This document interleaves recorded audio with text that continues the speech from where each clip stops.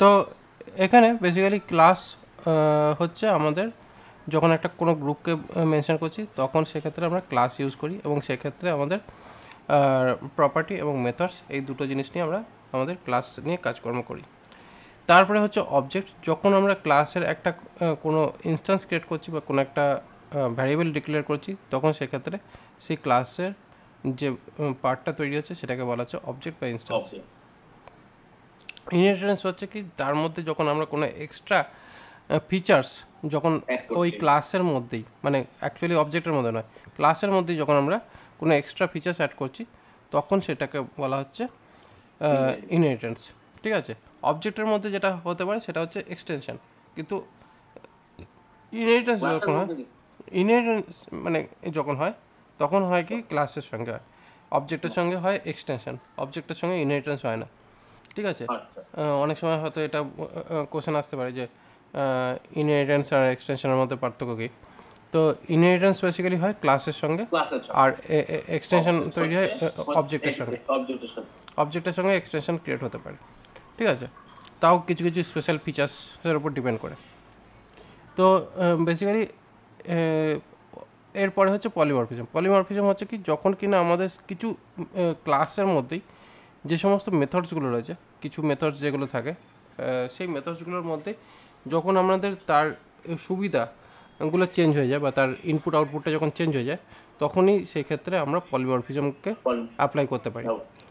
Encapsulation হচ্ছে basically এমন একটা প্রসেস যার মধ্যে প্রাইভেট, প্রোটেক্টেড, পাবলিক এই তিন ধরনের কিওয়ার্ড অ্যাপ্লাই করে তিন ধরনের অবজেক্ট বা মানে প্রপার্টি টাইপকে জেনারেলি আমরা ডিফাইন করে থাকি।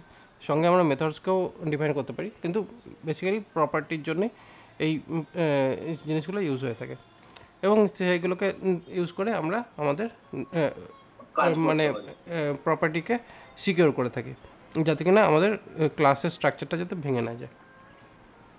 ঠিক আছে, এবার ব্যাপারটা হচ্ছে কি, জাভাস্ক্রিপ্ট আর পাইথন ল্যাঙ্গুয়েজের মধ্যে এই অপশানসগুলো নেই। ঠিক আছে, এই কারণের জন্য জাভাস্ক্রিপ্ট আর Python programming language encapsulated programming language নয়। এখানে বেসিক্যালি কী হয়, যে কোনো সময় এর প্রপার্টিকে ইনজেক্ট করা সম্ভব যদি সেরকম দরকার পড়ে। তো ঠিক আছে, এর কিছু অ্যাডভান্টেজেস আছে, কিছু ডিসঅ্যাডভান্টেজও আছে। ডিসঅ্যাডভান্টেজ হচ্ছে এটাই যে যে কেউ একে টেম্পার করতে পারে, আর অ্যাডভান্টেজ হচ্ছে এটাই যে এর কোনো প্রাইভেট প্রোটেক্টেড না থাকার জন্য এর অ্যাক্সেসিবিলিটিটা অনেক বেশি ইজি, যার জন্যে যে কেউ একে কুইকলি অ্যাক্সেস করে তাদের নিজেদের ইচ্ছা মতন কিছু আপডেট এর ভেতর চালিয়ে দিতে পারে।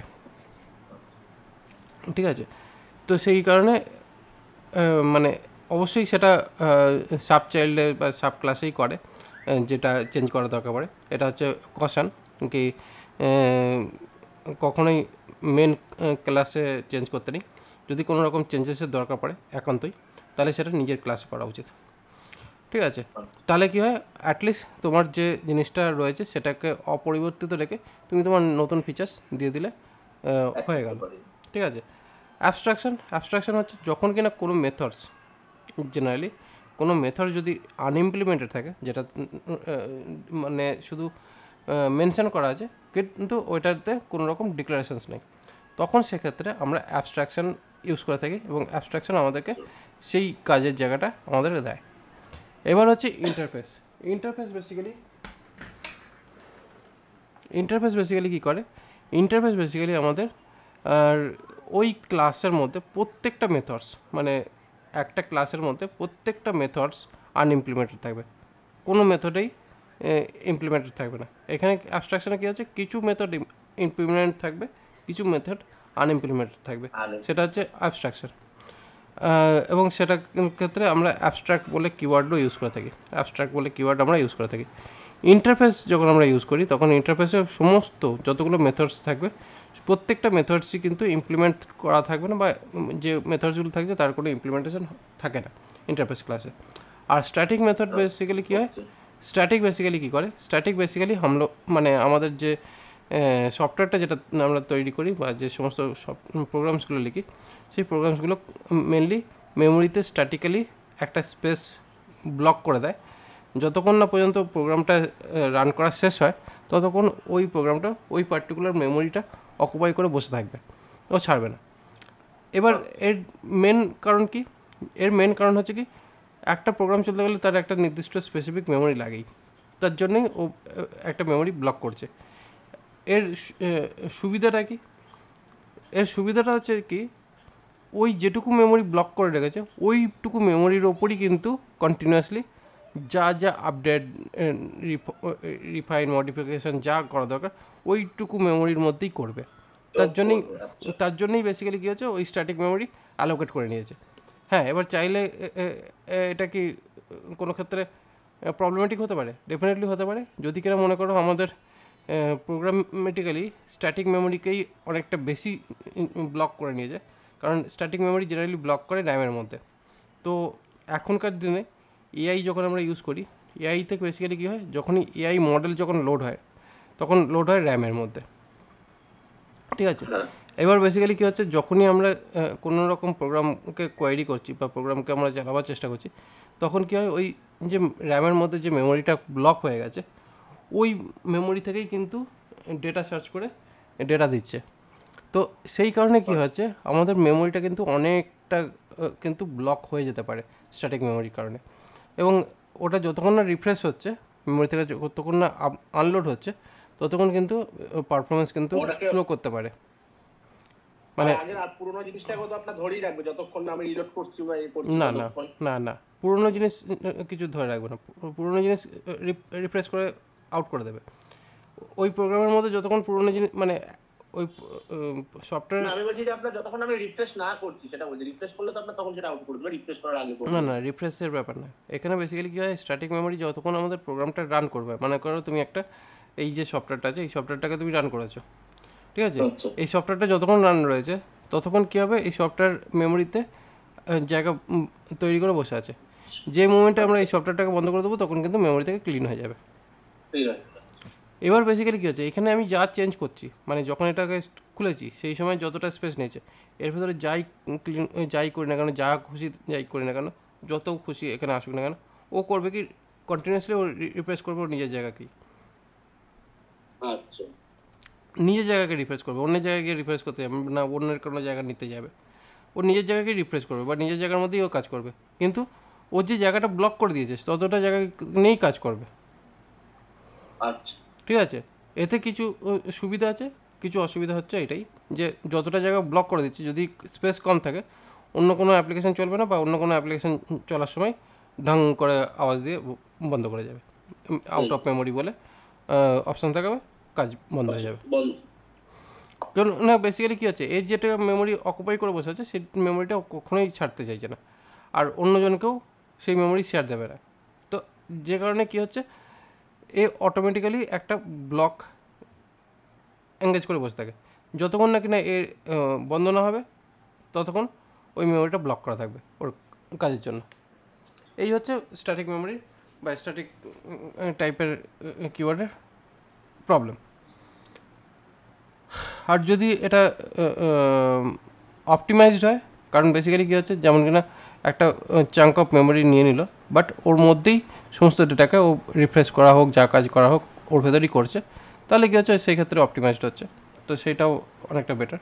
তো এই কারণে স্ট্যাটিক সিনট্যাক্স খুবই মানে একটা ইউজফুল প্রসেস, বাট জেনারেলি আমরা জাভাস্ক্রিপ্টের মধ্যে স্ট্যাটিক যদিও বা দেখি, কিন্তু অ্যাবস্ট্রাকশন আর ইন্টারফেস জাভাস্ক্রিপ্টের মধ্যে আমরা দেখতে পাবো না। এই যে তিনটে জিনিস আমরা জাভাস্ক্রিপ্টের মধ্যে দেখতে পাবো না। এই তিনটে জিনিস আমরা দেখতে পাবো টাইপস্ক্রিপ্টের মধ্যে, জাভাস্ক্রিপ্টের সুপারসেট ল্যাঙ্গুয়েজের মধ্যে, যখন আমরা একে আরও এক্সট্রা অ্যাডেড অপশানসে যাব। ঠিক আছে? এবার জাভাস্ক্রিপ্টের কীভাবে আমরা কাজ শুরু করছি, এখানে জাস্ট ক্লাস বলে আমরা এখানে কার বলে আমরা এখানে কারের একটা অবজেক্ট বানাচ্ছি, আগের দিন আমরা যেরকম করেছিলাম। এবার কী হচ্ছে, এখানে আমরা আগের দিন আমরা করেছিলাম ফাংশনস বলে, এবার আমরা করব ক্লাস বলে। ঠিক আছে? এবার ক্লাসের পরে আমাদের কনস্ট্রাক্টর টাইপ মেথড যখন আমরা কল করতাম তখন আমাদের ওখানে ফাংশনস ক্রিয়েট করার কথা হতো। এইখানে ডাইরেক্টলি আমরা কনস্ট্রাক্টর বলে একখানে ফাংশনস কল করলাম, এবং এখানে যে সমস্ত প্রপার্টি আমার দরকার, যেমন কিনা ধরে নেওয়া যাক হুইলস বলে আমি এখানে হুইল অ্যাপ্লাই করলাম, দিস ডট COLOR কালার বলে আমি এখানে হোয়াইট WHIT হোয়াইট দিয়ে দিলাম। ওকে, তারপরে আমরা এখানে দিলাম দিস ডট কি বলতে পারি, কোম্পানি দিয়ে দিলেন, সিটস দিলাম 5 seater. This dot BRAND brand any, আপাতত কোনো ব্র্যান্ডের গাড়ি না, যে কোনো ব্র্যান্ড হতে পারে। তো এইগুলো হলো আমাদের প্রপার্টি। এবার এখানে সমস্ত প্রপার্টিকে আমাদের দিস দিয়ে ডিক্লেয়ার করতে হলো। কেন? কারণ যদি আমরা দিস দিয়ে ডিক্লেয়ার যদি না করি, আমাদের এই প্রপার্টিসগুলোকে আমরা অন্য জায়গায় অ্যাক্সেস করতে পারবো, ঠিক আছে? তো সেই কারণে আমাদের এন্টার জাভাস্ক্রিপ্টের মধ্যে অ্যাক্সেস করতে গেলে আমাদের দিস দিয়েই প্রপার্টি ডিক্লেয়ার করতে হবে যখন আমরা কোনো ক্লাস অ্যাপ্লাই করছি। এটার মেন প্রসেস হচ্ছে এই ফাংশনে যখন আমরা কোনো প্রপার্টি ডিক্লেয়ার করেছি তখন আমরা দিস দিয়ে ডিক্লেয়ার করেছি। অ্যাকচুয়ালি ব্যাপারটা হচ্ছে কি, যখন আমাদের এই যে ক্লাসটা ইন্টারনালি যখন কনভার্ট হয় তখন অনেকটা এই রকম টাইপেরই কনভার্ট হয়, ঠিক আছে? কারণ এর বেসটা অ্যাকচুয়ালি এই থেকেই আসছে, ঠিক আছে? তো সেই কারণে আমাদের এইখান থেকে আমরা এটাকে দেখতে পাই। এবার ব্যাপারটা হচ্ছে কি, এরপরে আমরা এখানে ইনফো বলে আমরা এখানে একটা ফাংশন বানাচ্ছি। এবার এই যে ইনফরমেশান যে ফাংশনটা বানালাম, এখানে কি হচ্ছে, আমরা লগের মধ্যে এই যে গাড়ির ইনফরমেশানসের জন্য আমরা যা যা জিনিস নিয়েছিলাম, এখানে যা যা করছি, এখানে কার টাইপের কার বানানো,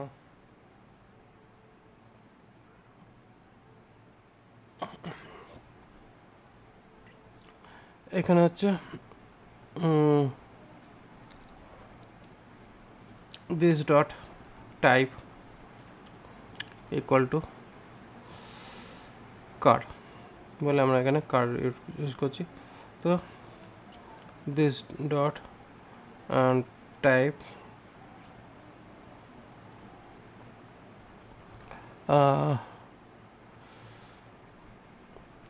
have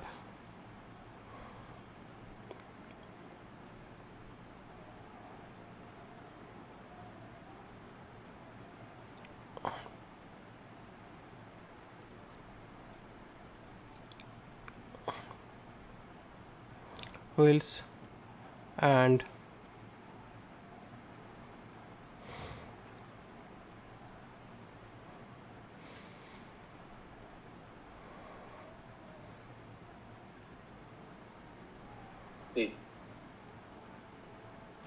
sets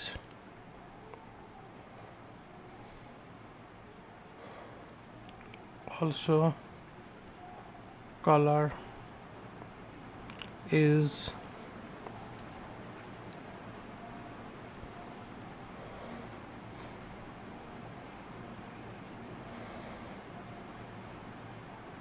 this dot COLOR color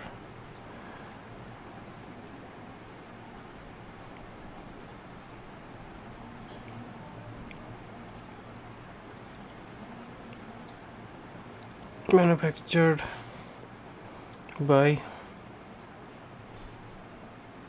this dot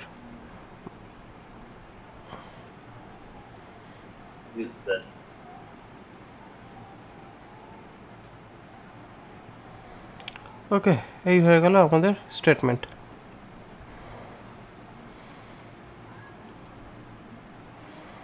এই হয়ে গেল আমাদের স্টেটমেন্ট।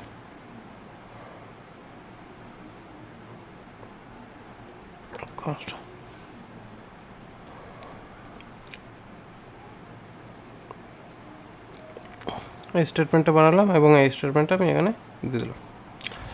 এবার বেসিক্যালি কী হলো, আমরা এখানে এইভাবে লিখলাম। এতে সুবিধাটা কী হচ্ছে, এর মধ্যে আমরা এই মেসেজ যেটা, এই মেসেজের মধ্যে আমাদের এই আউটপুটটা আমরা দেখতে পাচ্ছি। এবার এই আউটপুটটাকে আমরা কিভাবে এটাকে ইউজ করব, যখন আমরা এখানে যাব, যখন আমরা এটাকে ইউজ করব তখন এখানে কী হচ্ছে, কার ইকুয়াল টু নিউ কার বলে এখানে আমরা কার অ্যাপ্লাই করলাম এবং এখানে কার ডট ইনফো বলে এই যে যেটা দিলাম এইখানে আমরা আউটপুটটা দেখতে পাবো, যেখানে আমাদের ইনফরমেশনটা সেট করেছি।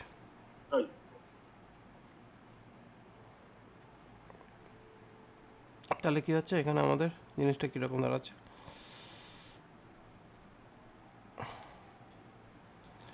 নোড অ্যাপ ডট জেএস, যেখানে আমরা ডাইরেক্টলি দেখতে পাচ্ছি। তো এখানে কার have 4 wheels and 5 seats, also color is white, manufactured by any brand. ওকে, তো এইটা হচ্ছে আমাদের এখন বেসিক গাড়ির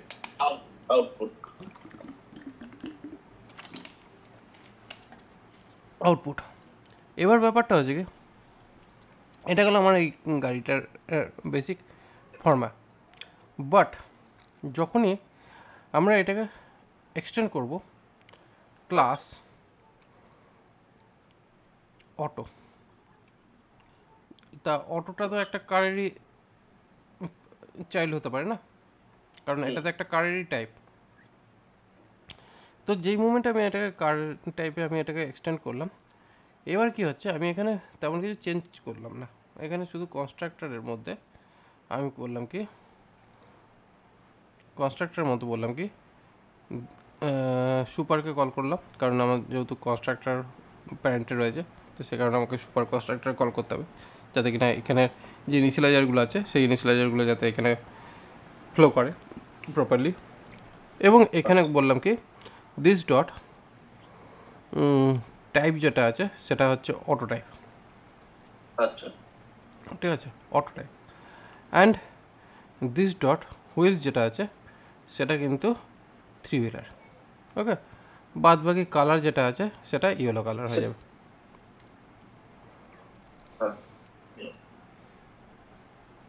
ইয়েলো। অ্যান্ড এখানে ব্র্যান্ড আমরা ইউজ করতে পারি বাজাজ।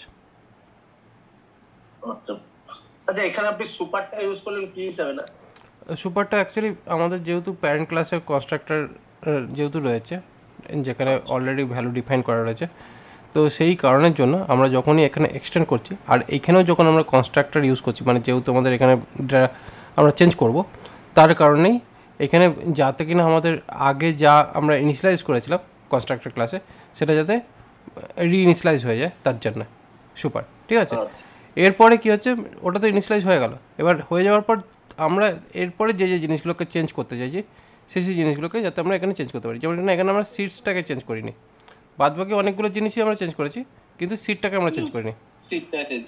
সিটটা 5 সিটারই রয়েছে। তো এবার ব্যাপারটা হচ্ছে কি, এবার অ্যাকচুয়ালি আমাদের এখানে কি চেঞ্জ হবে, এখানে অ্যাকচুয়ালি কী চেঞ্জ হয়ে যাবে, যখনই আমরা এখানে অটো করব, ঠিক আছে, যখনই আমরা এখানে অটোটা করব, দেখো অটোর হিসাবে পুরো জিনিসটা চেঞ্জ হয়ে গেছে, পুরো জিনিসটা চেঞ্জ হয়ে গেছে। হ্যাঁ, এবার বেসিক্যালি কী হচ্ছে দেখো, এখানে আমরা যেটা চেঞ্জ করলাম, ঠিক আছে, আমি বলেছিলাম যে আমাদের যদি কোনো রকম চেঞ্জেসের যদি দরকার পড়ে বা কোনো রকম আপডেটেশনের যদি দরকার পড়ে, অবশ্যই প্যারেন্ট ক্লাসে চেঞ্জ করতে নেই, প্যারেন্ট ক্লাসের হেল্প নেওয়া উচিত, কিন্তু প্যারেন্ট ক্লাসে চেঞ্জ করা উচিত না।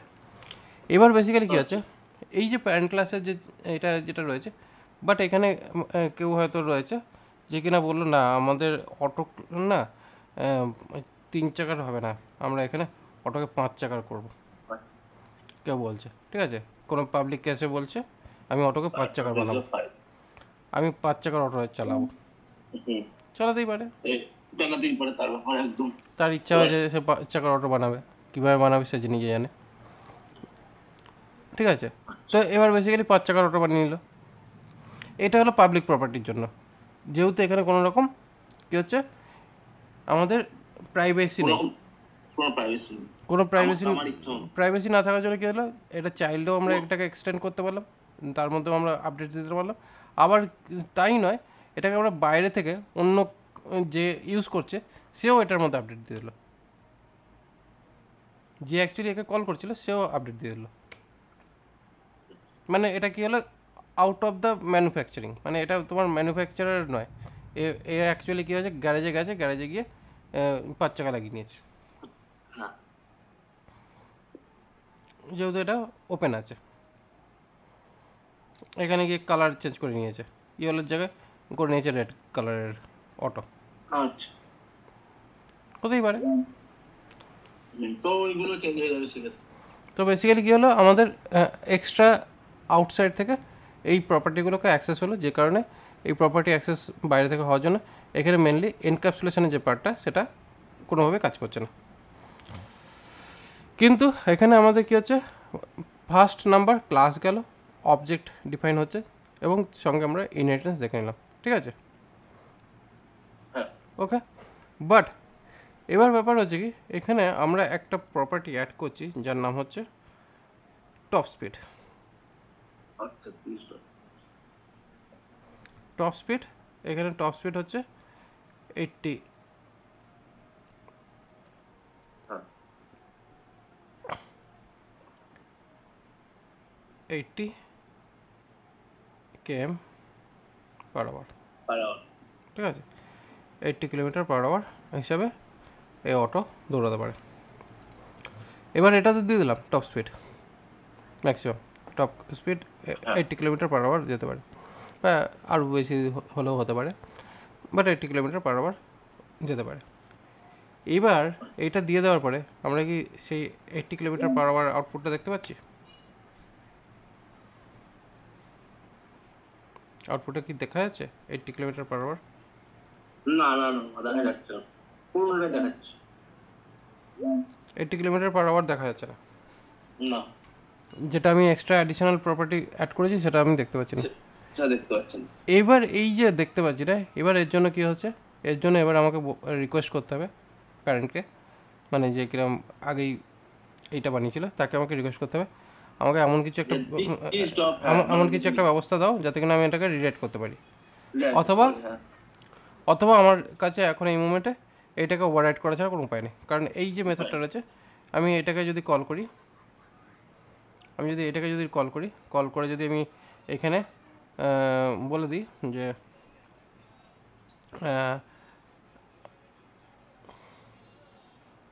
Also top SPWD speed is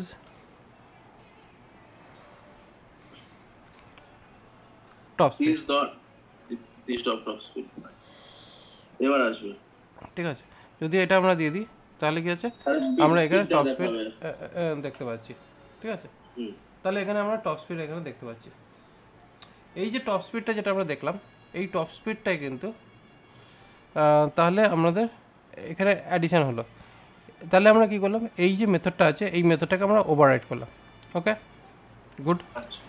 তার মানে বেসিক্যালি কী হলো, আমার এইখানে যে মেথডটা অলরেডি ছিল সেই মেথডটাকেই আমি ডাইরেক্টলি টেনে এনে এখানে ওভাররাইট করলাম। এবার এখানে একটা জিনিস দেখতে পাচ্ছ যে আমাকে অনেকটা বেশি লিখতে হলো, কারণ আমাকে পুরো জিনিসটা লেখার পর তারপরে গিয়ে আমাকে শেষে আবার এটা লিখতে হলো। হ্যাঁ, বেসিক্যালি আমাকে সবটাই লিখতে হবে, পুরোটাই লিখতে হয়েছে। তো এবার এটা কি হয়েছে, আমি যেহেতু এটাকে ওভাররাইট করলাম বলে তাই, যেহেতু আমার এখানে ওভাররাইট যেটা আছে সেটা হচ্ছে এই পলিমরফিজমের প্রসেস অনুযায়ী আমি এটাকে করলাম। বাট আমি চাইছি না, এটা ওভাররাইট করবো না, আমি এমন একটা জিনিস করব যাতে কিনা আমার এই যে মেথডটা, এই যে প্রপার্টিটা, এই প্রপার্টিটাকে আমি এখানে গেট ইনফো বলে আমি এখানে একটা মেথডটা ইউজ করব, যে মেথডটার মধ্যে রিটার্ন করে আমাদের এই যে মেথডটা যেটা রয়েছে এখানে, এই মেথডটাকে আমি এখানে মানে এই যে যেটা রয়েছে এই মেসেজটাকে আমি এখানে রিটার্ন করে দেবো গেট ইনফোতে। এবং এইখানে যে গেট ইনফোটা রয়েছে সেই দিস ডট গেট ইনফো এই ফাংশনটাকে এখানে কল করে নেব। তাহলে কি হলো, আমার নিচে যেটা আমি ওভাররাইট করেছিলাম সেটা তো এখানে আছে, কিন্তু আমরা এখন করব কি, এইটার মধ্যে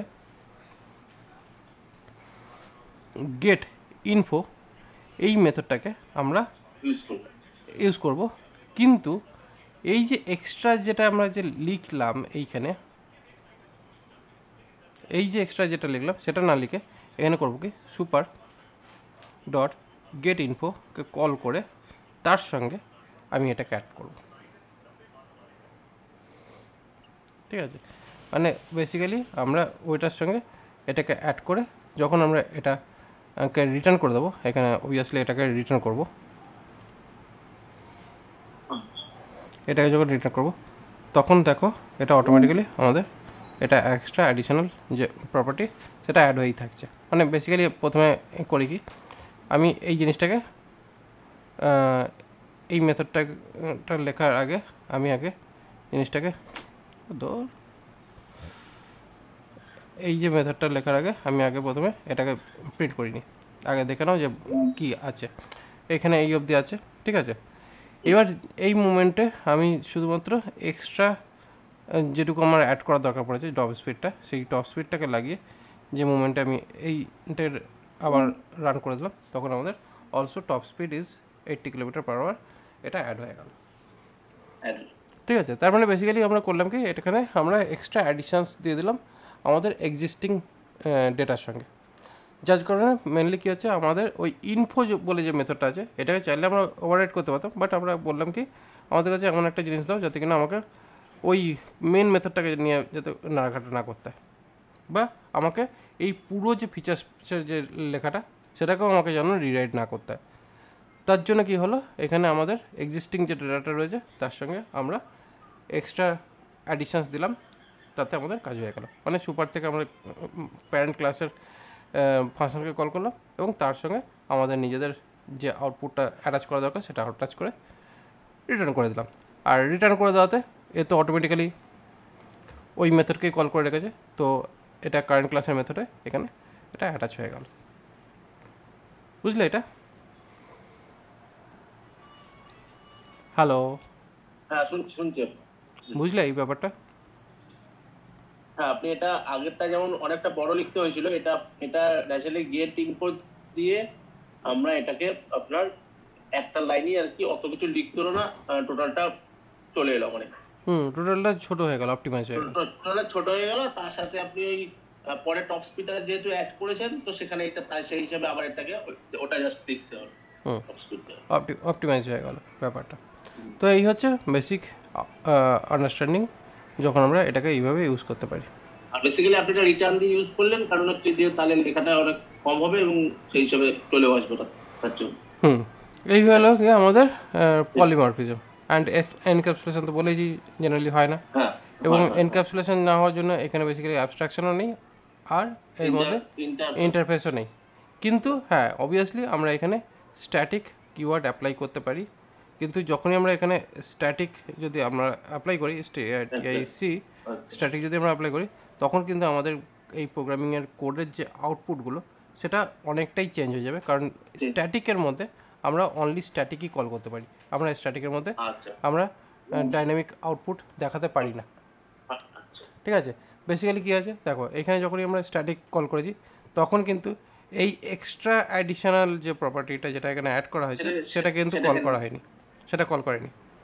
সেটাকে যদি কল করতে হয় তাহলে এখানে কি করতো, এখানে দিস ডট হবে না, এখানে তখন কী হবে অটো ডট, মানে এই যে ফাংশনটা এই ফাংশনটাকে তখন কল করতে গেলে এইখানে আমরা অ্যাকচুয়ালি কীভাবে পাবো, এইখানে আমরা এর আউটপুটটা পাবো লগ, যেহেতু এখানে স্ট্যাটিক কল করা আছে, অটো ডট গেট ইনফো, এইভাবে আমরা ফাংশনকে অ্যাকচুয়ালি এর আউটপুটটা পাবো, মানে ডাইরেক্টলি এখানে পাবো। কিন্তু এবার ঘটনাটা হচ্ছে এই যে এখানে আবার সুপার কল করা আছে, এই সুপারটার জন্য এখানে আসবে না, কারণ এখানে সুপার মানেই হচ্ছে এখানে বেসিক্যালি একে কল করতে গেলে একে কার ডট এইভাবে কল করতে হবে, মানে স্ট্যাটিকের মধ্যে স্ট্যাটিক কল হতে পারে। এখানে যখন এটা হবে তখন এখানে অটো এইভাবে হবে এবং সেখানেও এটা স্ট্যাটিক হিসাবেই কল হবে, তবে পরে গিয়ে এখানে এই ডেটাগুলো এইভাবে কল হতে পারে। বাট এখানে যেহেতু সমস্ত কিছু স্ট্যাটিক নয়, মানে ওপরের যে মেথডটা যেটা আছে সেটা স্ট্যাটিক নয়, তো সেই কারণে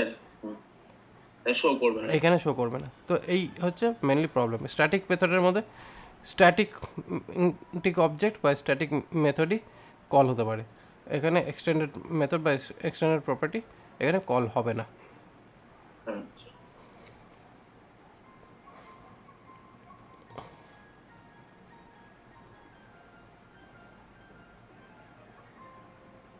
আচ্ছা, দিস নয়, এখানে সুপার